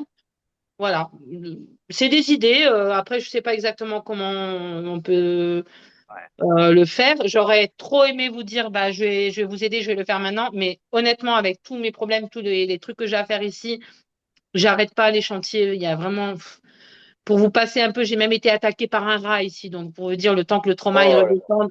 Non, c'est sérieux, j'ai eu beaucoup d'attaques. C'était très difficile. Je me suis même dit, mais qu'est-ce que je fais là? Pourquoi je suis venue ici? Et là, ça commence à aller mieux. Donc, bon. Avec l'aide du Seigneur, évidemment, beaucoup de voisins gentils. Mais c'est vrai que je me dis, c'est toujours les gens du monde qui nous aident finalement. Et des fois, nos frères et... Moi, ma famille me dit des fois, honnêtement, mais tu ne demandes pas de l'aide à ceux avec qui tu es depuis 2 ans. Tu leur demandes pas de l'aide. Et puis, moi, je ne sais pas quoi leur dire. Je trouve toujours une excuse. Mais j'aimerais bien qu'on soit cette église différente. Voilà, on est partis tous de l'église que ça allait pas. On sentait qu'il y avait un truc qui allait pas. Donc, ben, là, on ne doit pas reproduire la même chose. On doit essayer de faire mieux. Sinon, on ne peut pas parler des autres si on ne peut pas faire mieux. Donc voilà, c'est ces 2 idées. Et puis après, moi, des idées, vous pouvez compter sur moi, j'en ai plein. Et puis après, au printemps, je pense que je pourrais aider plus dans l'administratif et tout. Mais juste là, je suis vraiment désolée en ce moment, c'est très difficile. Il faut que je gère aussi le bac. Mon fils passe son bac dans 2 mois. Je viens lui trouver un stage. Enfin, il y a eu trop de choses, trop de choses. OK. Alors, on va aller point par point. On prendra 2 autres, 3 idées. Mais ce point, moi, y a-t-il quelqu'un qui peut s'en charger, c'est-à-dire prendre la carte de France et de Belgique et essayer de nous situer sur la carte? Il faut que je revoie ma carte de France, donc, mais qu'on ait un genre au moins d'annuaire. Annuaire avec non, bon, c'est interne, on ne le diffuse pas à tout le monde. Ce serait interne, annuaire avec Michel tel, Bernard tel, tel, Bernard est maçon, moi je suis quoi moi? C'est pas vrai, je ne sais pas. Mais tel, et par exemple, on pourrait compter sur nos compétences. Est-ce que quelqu'un ici pourrait se charger de cela, d'une sorte d'annuaire avec nos différents noms, numéros de téléphone? C'est ce qu'on avait en fait à une époque. Hein. À l'époque où on s'est rencontré avec David, dans l'assemblée où on était, bon, c'était protestant, évangélique, hein, mais on avait ça, effectivement, on avait avec tous les noms des personnes. Et bon, on ne peut pas non plus jeter la pierre à toute l'assemblée. Nous, il est arrivé de nous entraider depuis qu'on se connaît, David et moi, depuis le début. Et bon, on a été contre ça. Hein. Voilà. On ne peut pas non plus dire que bon, toutes les assemblées ont oublié cela, mais bon, ça ne se fait pas autant que ça, quoi. C'est vrai. C'est pas pris tellement au sérieux. C'est pas, voilà. Comment? On ne t'a pas complètement entendu parce que c'était assuré, donc. Ah. Mon micro a du mal à fonctionner, je ne sais pas. Bon, vous entendez bien? Non. Allô? Vas-y. Oui. Oui, donc je disais qu'en fait, effectivement, à une époque, quand on s'est rencontré avec David, dans l'assemblée où on s'est rencontré à l'époque sur Paris, effectivement, on avait aussi une liste comme ça de toutes les personnes, mais c'est vrai qu'on n'avait pas tendance à trop donner les besoins des uns des autres. Bon, cela dit, après, il y avait quelques personnes certainement qui devaient s'entraider, et ça arrivait, hein, même les responsables étaient là-bas, personnellement, m'avaient même apporté de quoi dormir, bon, parce qu'à l'occasion, voilà, ils l'ont fait. Enfin, ça arrive qu'on s'est entraîné avec des mois mutuellement. Enfin, voilà, on ne peut pas acheter la pierre à l'assemblée. Ça se fait, je pense aussi, mais c'est vrai que ça ne se fait pas avec le sérieux, comme tu as par exemple, dans les écritures. C'était pas en compte par rapport à ça. Disons que ça se faisait comme ça par petits groupes, par personnes qui, bon, de temps en temps, se disaient, voilà. Mais c'était pas vraiment pris dans le fait de dire, voilà, bon, c'était un petit peu plus dans le sens naturel. Mais c'est vrai qu'au niveau de l'Assemblée, ça n'était pas spécialement quelque chose. Je sais qu'on avait un frère qui s'appelait Jean-Luc, je pense que David doit se rappeler de lui, qui avait tendance à dire, mais il faudrait vraiment que en assemblée, on aille évangile dans l'Assemblée, on a à se lever pour aller les pauvres. Mais spécialement les pauvres qui étaient au milieu de nous, quoi. C'est-à-dire qu'on allait voir les SDF, les gens comme ça. Enfin, lui, c'est ce qu'il faisait. Bon. Mais c'est vrai que, bon, en fait, par rapport aux assemblées, enfin, dans les gens de l'Assemblée, les frères et sœurs de l'Assemblée, pratiquement personne se préoccupait si quelqu'un avait besoin de quelque chose comme dans l'écriture. Oui. C'est vrai. Mardi, mardi, si tu permets, on redemandera à Eric de nous expliquer exactement, parce qu'on n'a pas, c'était assuré. Donc, on va attendre mardi. J'ai un mauvais son aujourd'hui, alors. Non, c'est ta connexion, Eric, c'est ta connexion qui pose problème.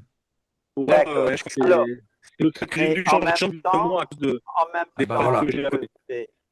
je vais demander à quelqu'un, est-ce que quelqu'un peut prendre ce projet en main? Mais on ne va pas forcer. C'est-à-dire, est-ce que quelqu'un se voit maintenant dire, je prends ce projet en main, ce projet de cartographie et d'annuaire, pour voir où nous sommes, qui est la personne la plus proche en cas de crise, et etc., etc. Vas-y, Katia. Bah, écoute, si personne ne le fait, je veux bien le prendre, puisqu'en plus, c'est moi qui ai lancé l'idée, ça serait un peu bon. Voilà, si vraiment personne n'est dispo. Je voulais rebondir sur ce que Eric a dit, après j'arrête, promis. Moi aussi, j'ai évangélisé les SDF et tout ça avant. Et en fait, ce que le Seigneur m'a montré, c'est que c'est bien d'aller évangéliser des gens qu'on ne connaît pas, qui ne sont pas au Seigneur, qui ne sont pas des frères et sœurs dans la foi. C'est très bien, ils ont besoin, il y a des gens. Mais il y a aussi, n'oublions pas, notre église, notre Kélia, c'est notre premier mandat. D'abord, c'est la famille. Et puis après, c'est notre mandat, c'est la Kélia. Et il y a des gens, je peux vous le dire, hein, il y a des gens qui ne sont pas des SDF, mais qui n'ont pas à manger. Concrètement, moi, je vais vous dire, j'ai traversé, je vais être franche avec vous parce que, franchement, je m'en fous de mon orgueil, il est fini. Dieu me l'a détruit, là. Ça y est, en un mois, il m'a pris, il m'a bousillé mon orgueil en 2 secondes. Moi, j'avais tout à la maison, là-bas, j'avais tout, j'avais un boulot, j'avais un salaire, j'étais prof. Je peux vous dire, j'étais vraiment bien. Il m'a pris, il m'a mis là, j'ai plus rien, en gros. Même de voiture, j'ai plus rien. J'ai un toit, heureusement, merci Seigneur, il m'a laissé le toit. Parce qu'ici, je mourrais de froid dehors. Mais je peux vous dire qu'à un moment donné, j'étais comme un SDF au niveau de la bouffe. J'avais plus rien, j'avais pas un rond sur mon compte.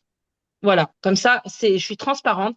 Je vous compreniez qu'en fait, les trucs là, les fantasmes, les romantismes de aller aider les pauvres dans la rue, tout ça, qui picolent, machin, c'est bien, il faut le faire. Mais demandez d'abord à votre assemblée s'il y a quelqu'un qui galère. Exactement.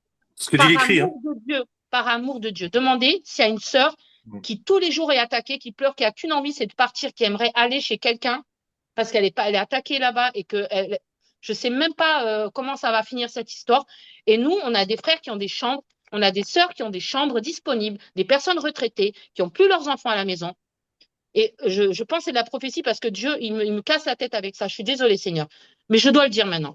Et donc, ces gens-là, s'ils ont une chambre, s'ils ont une possibilité d'accueillir une sœur adorable en Christ, qui les aidera en plus, parce que je ne sais pas quel plan Dieu il a prévu pour eux aussi, parce qu'il y aura forcément une aide dans l'autre sens.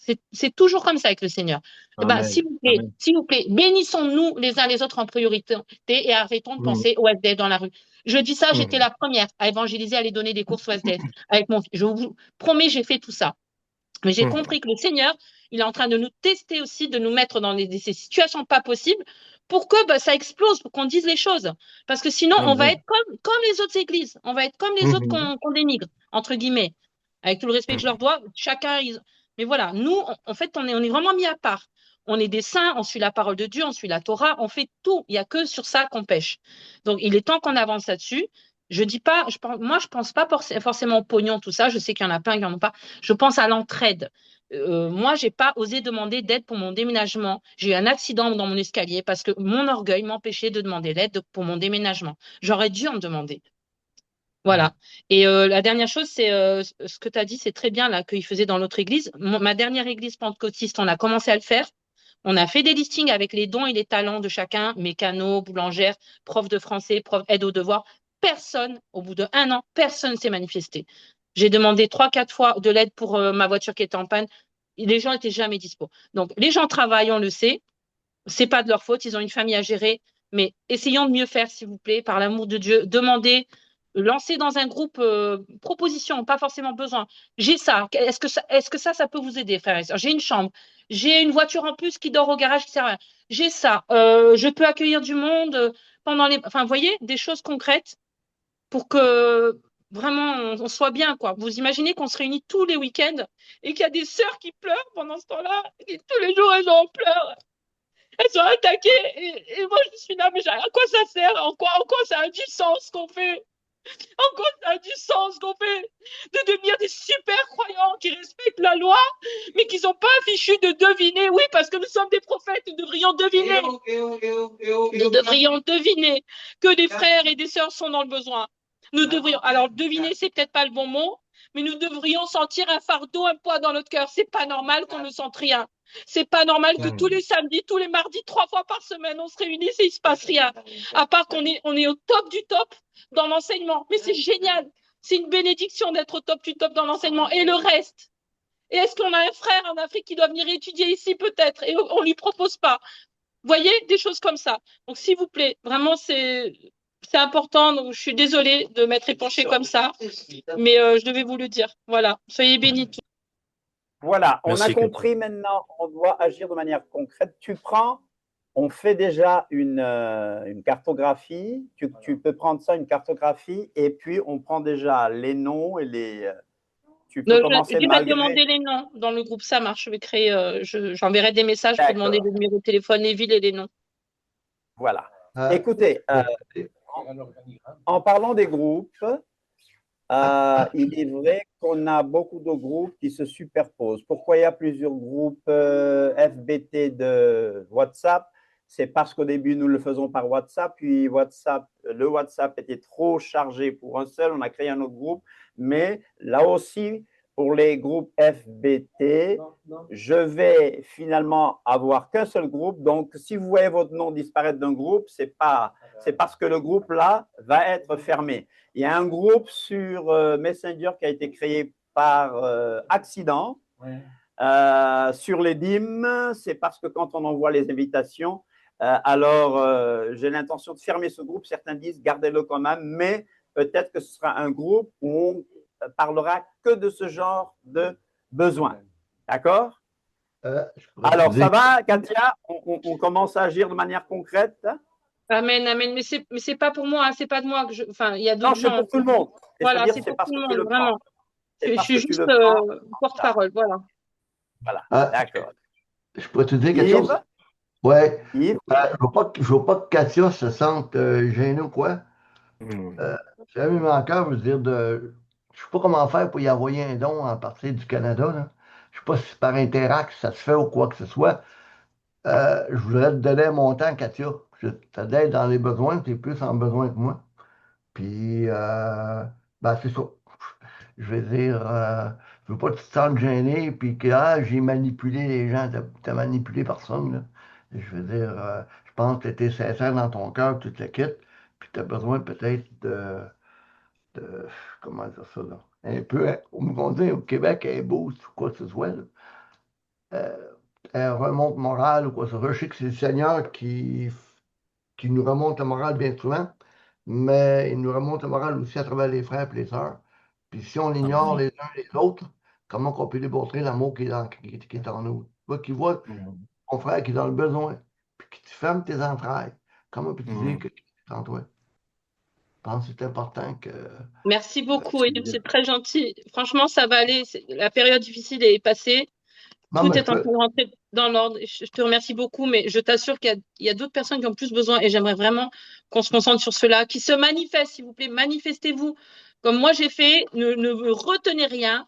C'est le moment de vérité. C'est le moment où le Seigneur il veut nous unir dans le corps de Christ. On ne peut pas être le corps de Christ si, comme Yves là. Voilà. Ceux qui ont besoin, demandez à Yves. Les autres, je ne sais pas qui a besoin d'un logement ou qui a besoin de quelque chose.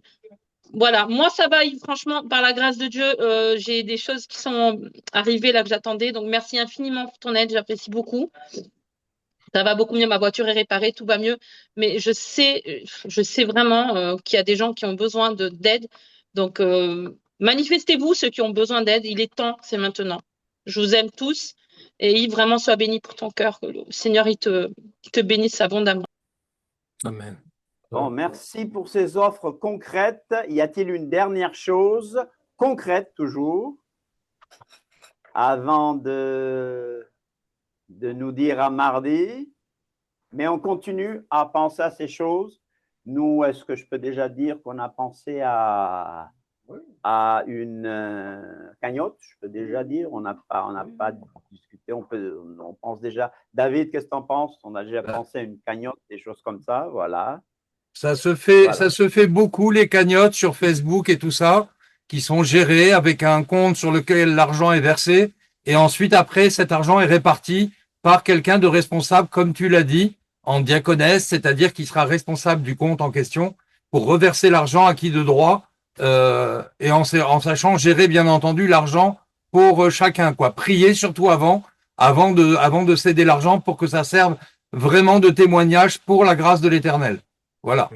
Mais ça se fait beaucoup dans tous les domaines. On peut même créer à travers des sites, des cagnottes qui se gèrent. Mais il faut quelqu'un de responsable. Il faut désigner quelqu'un de responsable pour ça. C'est de l'argent. Donc ça peut être une tentation comme ça peut être quelque chose qui remplit de bénédictions l'église et en même temps ceux qui sont dans la difficulté. Amen, amen. Voilà. Amen. Voilà, donc nous allons poursuivre, nous allons avoir un suivi de ce qui a été discuté aujourd'hui pour que ça ne soit pas juste des paroles en l'air. Tout à fait.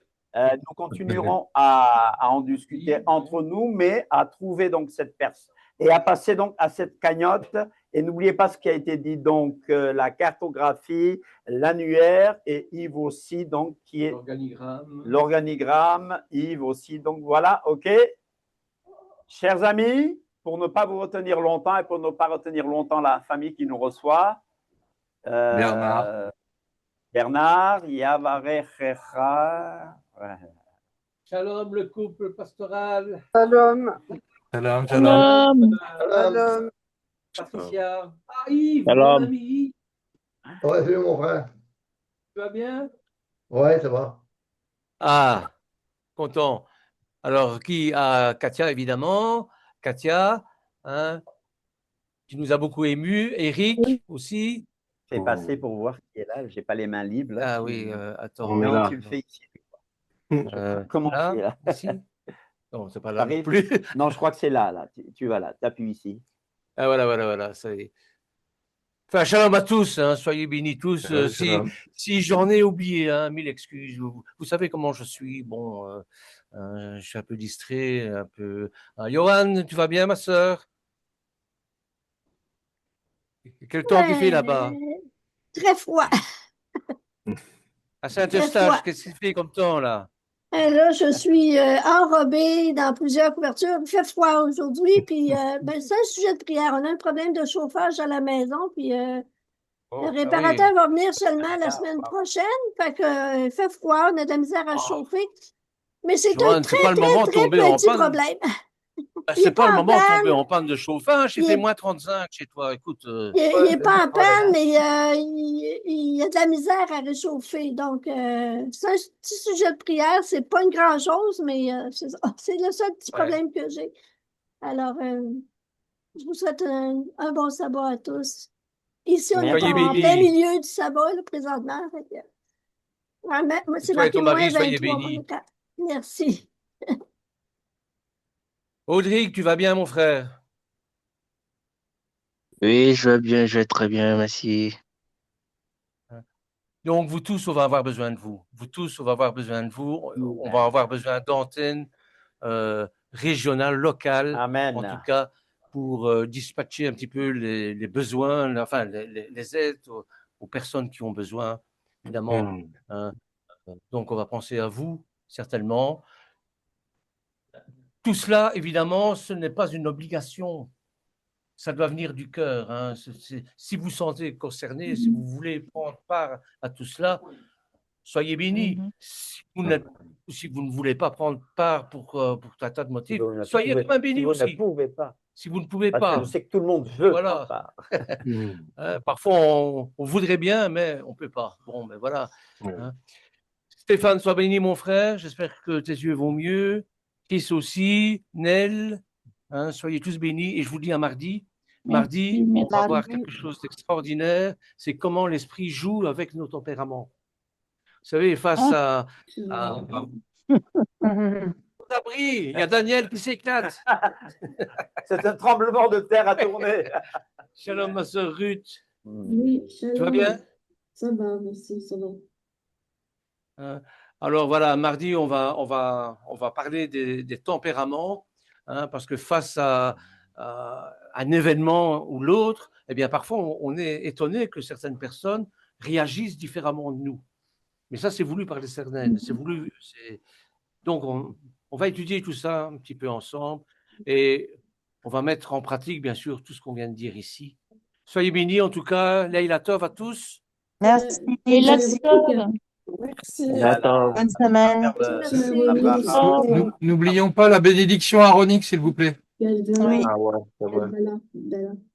Voilà. La bénédiction. Alors, je la lis parce que j'ai peur de me tromper dans les mots. Vous savez que je suis dyslexique et parfois je mélange les mots, je mélange les lettres. C'est terrible. Alors voilà.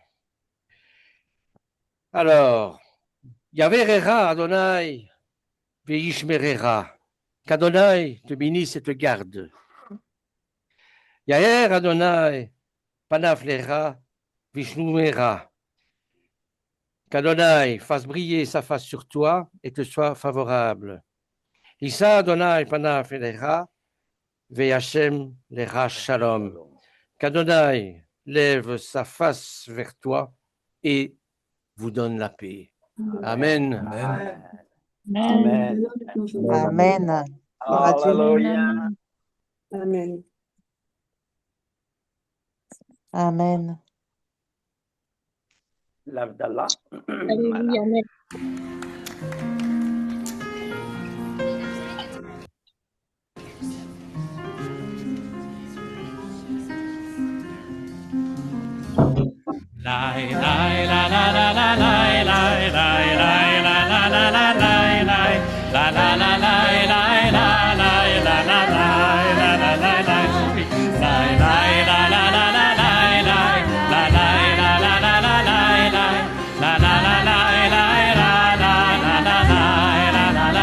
Baruch atah Adonai Eloheinu melech haolam borei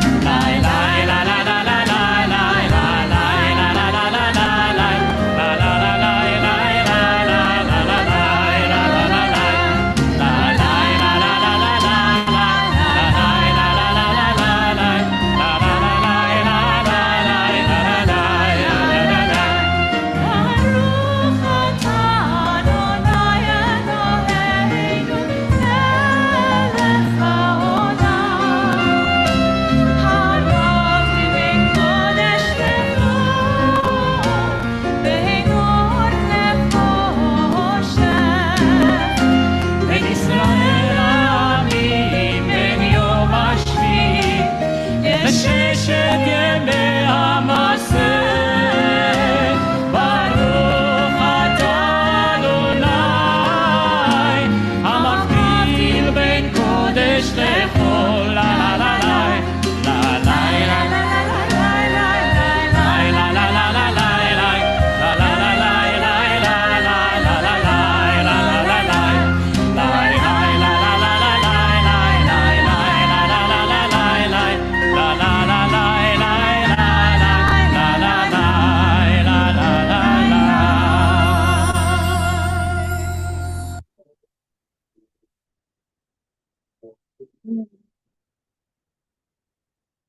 Amen.